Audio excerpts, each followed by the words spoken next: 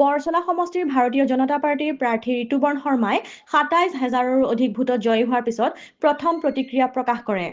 প্ৰথমে মই বৰছলাবাসীৰ প্ৰতি মোৰ আন্তৰিক শ্ৰদ্ধা নিবেদিছোঁ, কৃতজ্ঞতা জ্ঞাপন কৰিছোঁ তেওঁলোকৰ এই মৰম, তেওঁলোকৰ আশীৰ্বাদৰ বাবে। মোৰ নেতৃত্বৰ প্ৰতি মই কৃতজ্ঞতা জ্ঞাপন কৰিছোঁ। তেওঁলোকৰ মোৰ ওপৰত যি বিশ্বাস ৰাখিছে, এই গুৰু দায়িত্ব অৰ্পণ কৰিছে। আৰু বৰছলাবাসীয়ে যোৱা ৫ বছৰত ডক্টৰ হিমন্ত বিশ্ব শৰ্মা ডাঙৰীয়াৰ যি উন্নয়নৰ যি চানেকি সকলো অসমতে বিদ্যমান, বৰছলাৰ ব্যতিক্ৰম নহয়। বহুখিনি কাম হৈছে, বহু কৰিবলগীয়াও আছে। যিখিনি হৈছে তাৰ বাবে সমৰ্থন দিছে, আৰু যিখিনি হ'ব লাগিব তাৰ বাবে আমাক আশীৰ্বাদ দিছে, যাতে আমি সেই কামবিলাক পূৰণ কৰিব পাৰোঁ। এটা কথা প্ৰতিগৰাকী অসমবাসীৰ মনত কিন্তু বিশ্বাস জন্মিছে যে যেনেকৈ ডক্টৰ হিমন্ত বিশ্ব শৰ্মা ডাঙৰীয়াই যি কথা কয় তাকে কৰি দেখুৱায়।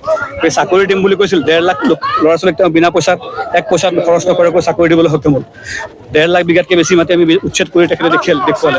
গতিকে ৰাইজে তেখেতৰ কামৰ প্ৰতি আশ্বস্ত হৈ পেলাই তেখেতৰ প্ৰতি সমৰ্থন দিছে, আৰু আমি আজি এক বিপুল ব্যৱধানত, বিপুল সংখ্যক আসনেৰে আমি আজি এই ভাল ফলাফল দেখুৱাবলৈ সক্ষম হ'লোঁ।